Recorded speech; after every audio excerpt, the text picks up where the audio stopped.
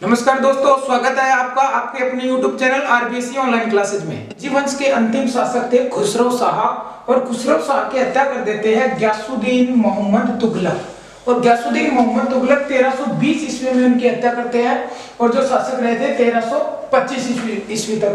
गयासुद्दीन मोहम्मद तुगलक एक नवीन राजवंश की नींव रखते हैं और उस वंश का नाम होता है तुगलक वंश। और ये है जो 1320 से लेकर 1414 तक दिल्ली की सत्ता पर काबिज होता है, दिल्ली की सत्ता पर बैठता है। तो देखिए, संस्थापक हो जाएंगे इसके गयासुद्दीन तुगलक, शासनकाल हो जाएगा 1320 से 1325। तो उनके सैनिक अभियान के बारे में पढ़ेंगे। सैनिक अभियान, उन्होंने तेलंगाना पर सैनिक अभियान किया था और वहां के राजा थे रुद्रदेव, उनको हराया था। अपने पुत्र थे इनके जुन्ना खां, इनके पुत्र थे जुन्ना खां को भेजा था। और उसके बाद में जाजनगर, ये जाजनगर है जो उड़ीसा में पड़ता है, और उड़ीसा में जाजनगर के शासक वहां को रहा था, उसी में इसी को भेजा था, जुन्ना खां को भेजा था। उसके बाद 1325 ईस्वी में जब ये लौट कर आ रहे थे, इनका स्वागत सत्कार किया गया था दिल्ली में, और स्वागत के लिए एक लकड़ी का भवन बनाया गया था। स्वागत के लिए भवन बनाया गया था लकड़ी का, और उस भवन में इनका स्वागत हो रहा था। और उसी समय भवन में अचानक लकड़ियां गिर जाती है, और लकड़ियां गिरने से यानी लकड़ी का जो भवन था वो पूरी तरह से गिर गया था, और उसी के नीचे दबकर इनकी 1325 ईस्वी में मृत्यु हो जाती है। उसके बाद में आते हैं इनके पुत्र मोहम्मद बिन तुगलक, जिनका जो मूल नाम था जुन्ना खां, लेकिन जो गद्दी पर बैठते हैं वो किस नाम से बैठते हैं? मोहम्मद बिन तुगलक के नाम से गद्दी पर बैठते हैं। और इनका जो शासनकाल है 1325 से लेकर 1351 तक। ध्यान रखना, दिल्ली सल्तनत पर बैठने वाले सबसे विद्वान शासक पूछ लिए जाए तो मोहम्मद बिन तुगलक थे, और सबसे मूर्ख शासक पूछ लिया जाए तो भी मोहम्मद बिन तुगलक थे। सबसे ज्यादा पढ़े लिखे व्यक्ति थे ये, यानी दिल्ली सल्तनत पर जितने भी राजा बैठे थे उनमें सबसे ज्यादा पढ़े लिखे व्यक्ति ये थे। तो इन्हें, इनके देखिए उपनाम है, यानी इनको क्या कहा जाता है? इन्हें कहा जाता है अंतः विरोधियों का विषम्यकारी मिश्रण, यानी विद्वान भी हो गए और मूर्ख भी हो गए। तो अंतः विरोधियों का क्या हो गया? विषम्यकारी मिश्रण कहा जाता है इन्हें। इन्हें कहा जाता है रक्त का पैसा, इन्हें रक्त का पैसा भी कहा जाता है। इन्हें कहा जाता है विद्वान मूर्ख, यानी ऐसा मूर्ख जो विद्वान है। इन्हें इनके बारे में इतिहासकार कहते हैं कि ये पागलपन का कुछ अंश थे इनमें, यानी इनमें पागलपन के क्या थे? कुछ अंश विद्यमान थे। इतिहासकारों ने इनको संज्ञा दी है। तो इन्होंने योजना बनाई थी। देखिए किस कारण कहते हैं इनको पागल मूर्ख? ये किस कारण कहते हैं कि इन्होंने योजना बनाई थी और सारी की सारी फेल हो गई। इन्होंने अपने दिमाग से योजना बनाई थी। देखिए कैसे? पहली योजना थी इनकी कि दोआब में कर बढ़ती। दोआब एक स्थान पड़ता है, वहां पर दो नदियां आती थी। अब ये सिंचित भूमि थी, तो इन्होंने कह दिया कि इस भूमि पर क्या लगना चाहिए? कर है जो दुगना लगना चाहिए, क्योंकि एक बरानी भूमि होती है, एक सिंचित भूमि होती है, उस पर कर दुगना लगना चाहिए। तो इन्होंने कह दिया भी इस पर कर क्या लगना चाहिए? दुगना लगना चाहिए। लेकिन इनकी किस्मत इनके साथ नहीं थी। उस साल बारिश नहीं हुई थी, यानी वहां पर क्या पड़ गया? अकाल पड़ गया। और अकाल पड़ने के कारण बाद में इन्होंने कह दिया कि ये जो लगान है वो वसूला जाए जनता से। लेकिन बाद में इनके जो सेनापति आते हैं, इनके सेना आती है, वो इनसे लगान वसूलते हैं। धीरे धीरे बाद में लोगों को इसको पता चला, राजा को, कि वहां पर क्या हो गया है, अकाल पड़ गया है। तो बाद में राजा इनका लगान माफ भी कर देते हैं। लेकिन ये योजना क्या होती है? फेल हो जाती है। बहुत से नाराज भी हो गए थे राजा से, क्योंकि जबरदस्ती लगान वसूला गया था। उसके बाद में इन्होंने राजधानी परिवर्तन का एक अगली योजना बनाई थी कि हमें राजधानी परिवर्तन करनी चाहिए, और देवगिरी यानी दौलताबाद। अब देखिए, दिल्ली है हमारे, अगर हम भारत का नक्शा देखते हैं, इस साइड में पड़ता है दिल्ली, और जो दौलताबाद स्थान है एकदम बीच में पड़ता है। तो इन्होंने सोचा कि राजधानी है जो दौलताबाद को बनाया जाए, ताकि बीच में हो, जब सभी पर आसपास नजर रखी जाए। तो इन्होंने दौलताबाद को राजधानी बना लिया। लेकिन जितने भी लोग थे उनको साथ में ले लिया, और लोगों को साथ में बहुत सी परेशानियां हुई। आते जाते लगभग इनका बहुत सा माल भी बीच में हानि हो गई, और सभी लोगों को साथ में ले लिया। वहां पर उनको प्लाट दिए गए। उसके बाद में नई जगह थी, उनका मन नहीं लगा था, और पीछे से इधर दिल्ली पर आक्रमण हो गया, और तो वापस इसी राजधानी को वापस परिवर्तन कर दिया गया। कहां पर? दिल्ली में। तो ये योजना में इनकी फेल हो गई थी। आगे उन्होंने सांकेतिक मुद्रा का प्रचलन किया था, यानी पहले सोने और चांदी के सिक्के चलते थे। तो इन्होंने कह दिया कि सोने चांदी के जो सिक्के बंद कर दिए जाए, तांबे और कांसे के सिक्के चलाने चाहिए। ये योजना सही थी, सोने चांदी बहुत महंगे है, तांबे और कांसे के सिक्के चलाने चाहिए, तो इन्होंने सांकेतिक मुद्रा बना दी थी, यानी तांबे और कांसे के सिक्के चला दिए थे। लेकिन इन्होंने वो सिक्के चलाए थे, उन पर कोई ठप्पा नहीं जारी किया था, यानी राजकीय मोहर नहीं लगाई थी और लोगों को कह दिया कि आप ये तांबे के सिक्के ले जाओ और सोने चांदी के सिक्के हमें जमा करा दो। तो देखिए लोगों ने क्या किया, वो कोई मोहर नहीं लगाई थी राजकीय मोहर, तो लोगों ने घर में जाली सिक्के लगाने चालू कर दिया, जाली सिक्के बना लिए और ये जमा कराइए। तो ये मुद्रा, ये भी इनकी योजना एकदम से फेल हो गई थी। उसके बाद में खुरासन आक्रमण, यानी खुरासन पर आक्रमण किया, सारी सेना को लेकर गए, वहां पर डेरा डाल लिया और खुरासन के आसपास में घेरा डाल लिया। कुछ दिनों तक यानी राशन पानी, सेना वहीं पर रही, उनका राशन पानी हो गया।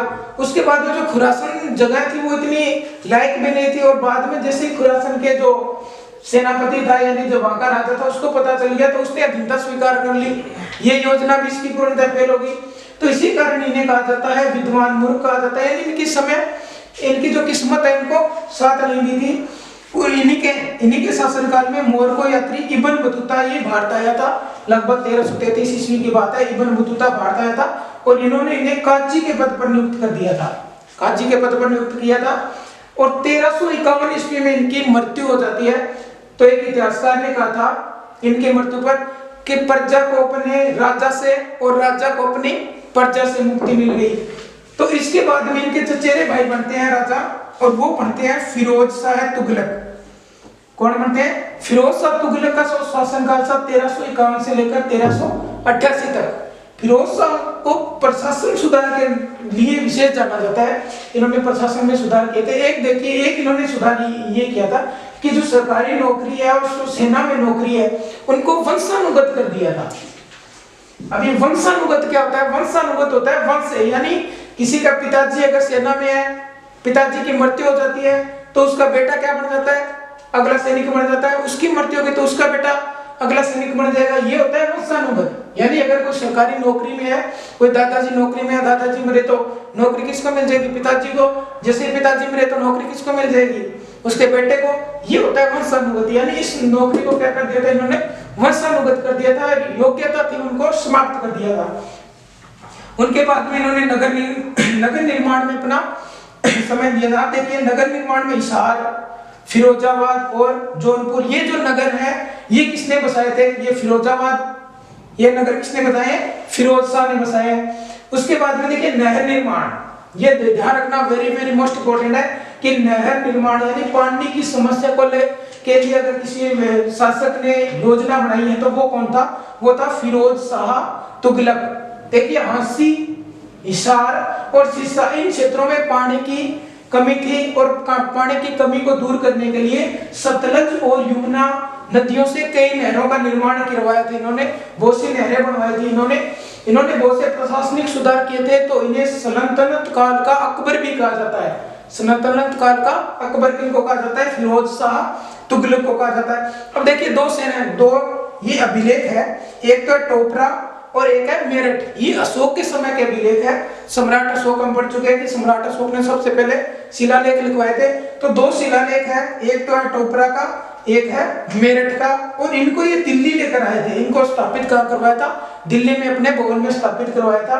और इनके शासनकाल में दासों की संख्या है जो सबसे ज्यादा हो गई थी, लगभग 1,80,000 के लगभग इनके दास हो गए थे। और इसके बाद में इन्होंने कृषि को प्रोत्साहन दिया। देखिए नहर का निर्माण कर दिया है तो अब कृषि को प्रोत्साहन देना पड़ेगा। तो इन्होंने कृषि को प्रोत्साहन देने के लिए दिल्ली में वालों को कह दिया था कि आप जो खजूर और अंगूर की खेती करो, यानी खजूर और अंगूर की खेती के लिए उनको प्रोत्साहित दिया गया था। सहायता भी दी गई थी, जैसे बीज के लिए पैसा और जितने भी छिड़काव होते हैं उनके लिए पैसा भी दिया गया था, यानी उनको प्रोत्साहित किया था। उसके बाद में इनकी सत्ता धीरे धीरे कमजोर हो जाती है और इन्हीं के यानी तुगलक वंश के शासक थे जिसके समय तैमूर लंग का आक्रमण होता है भारत पर। किसका आक्रमण होता है? तैमूर लंग का आक्रमण होता है 1398 ईस्वी में। ये सबसे बड़ा आक्रमणकारी था तैमूर लंग। इसका आक्रमण होता है 1398 ईस्वी में भारत पर होता है। तो किसके शासनकाल में हुआ था? तुगलक वंश के शासनकाल में। और तुगलक के बाद में जो अगला हमारा आता है वो है सैयद वंश। जो सैयद वंश का शासनकाल है वो है 1414 से लेकर 1451 तक, यानी 1414 से 51 तक जो दिल्ली की सत्ता पर बैठे थे वो थे सैयद वंश के शासक। और जो सैयद वंश का संस्थापक था वो खिजर खां था, और इस खिजर खां मात्र 7 साल तक राजा रहे थे, 1414 से लेकर 1421 तक। इन्होंने कभी भी सुल्तान की उपाधि का धारण नहीं किया था, अपने आप को एक सामान्य व्यक्ति मानते थे, साधारण व्यक्ति मानते थे खिजर खां। और उसके बाद में इनके पुत्र मुबारक शाह, इनके पुत्र बने थे मुबारक शाह 1421 से लेकर 1434 ईस्वी तक। और इनकी एक उपाधि थी सर्वशाह नाम से, सर्वशाह नाम से इनकी एक उपाधि थी, ये इन्होंने धारण की थी। उसके बाद में इन्हीं के वंश आगे आलम शाह, आलम शाह यानी सैयद वंश के अंतिम शासक माना जाता है। आलम शाह को 1451 ईस्वी में, इनके बारे में आपको ध्यान रखना है कि ये एकमात्र ऐसे शासक थे या सुल्तान थे जिन्होंने दिल्ली की गद्दी को स्वेच्छा से त्याग दिया था, यानी इनका मन नहीं लगा था, इन्होंने कह दिया था कि मैं सुल्तान नहीं बनूंगा, ये गद्दी त्याग रहा हूं। इसके बाद में इन्हीं के सेनापति थे बहलोल खान लोधी, और बहलोल खान लोधी को ये राजा बना देते हैं, सुल्तान बना देते हैं, और बहलोल खान लोधी शासक बन जाते हैं दिल्ली के।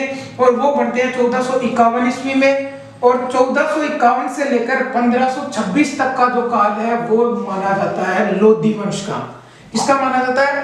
लोधी वंश का। जो लोधी वंश के संस्थापक बता दिए आपको बहलोल लोधी, इनका शासनकाल 1451 से लेकर 1489 तक। बहलोल लोधी के बाद में इनके पुत्र बने थे सिकंदर लोधी, इनके पुत्र बनते हैं सिकंदर लोधी 1489 से लेकर 1517 ईस्वी तक।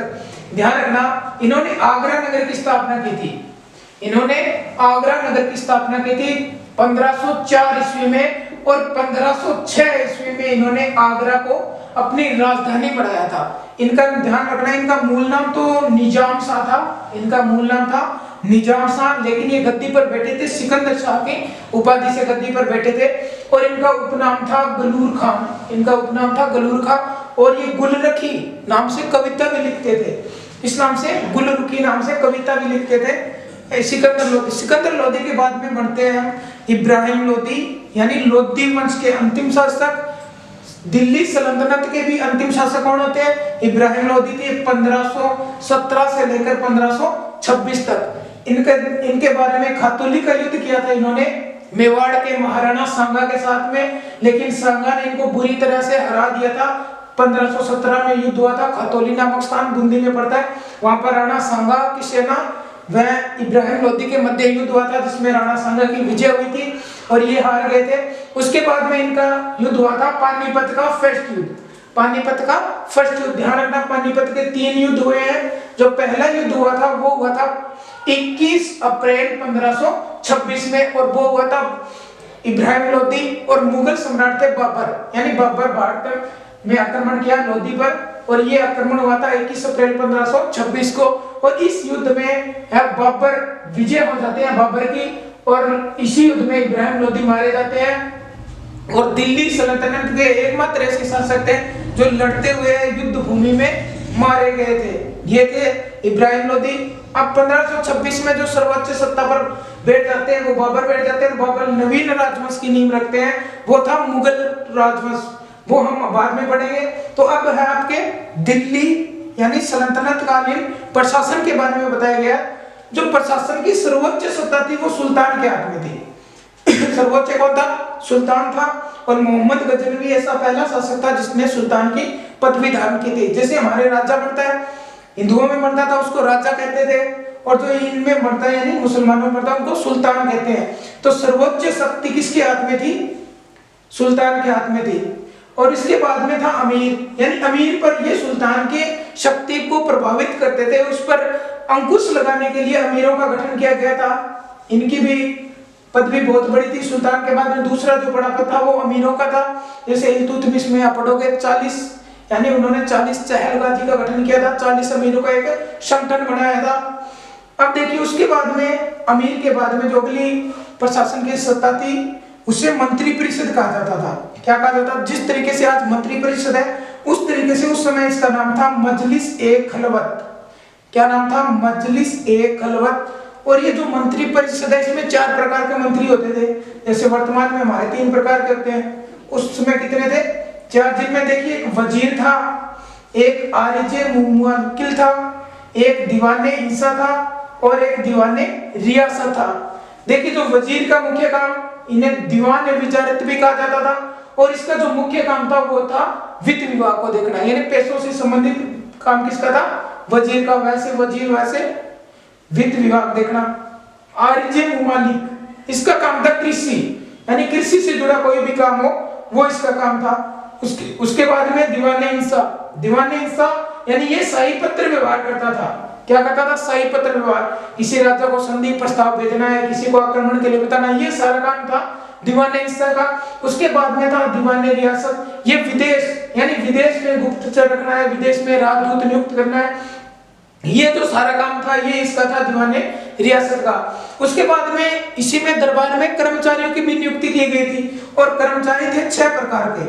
दरबार में 6 प्रकार के कर्मचारी लेते थे, ये ध्यान रखना, ये मंत्री है और ये कर्मचारी है जो अलग है। देखिए पहले कर्मचारी थे वकील ए दर और बारबक, दूसरे कर्मचारी थे बारबक, तीसरे कर्मचारी थे अमीर ए हाजिब, और जो चौथे कर्मचारी थे अमीर ए शिकार, ये चौथे कर्मचारी अमीर मजलिस, और छठे जो कर्मचारी थे सर ए जहादर, यानी ये हो गया दिल्ली सल्तनत का प्रशासन।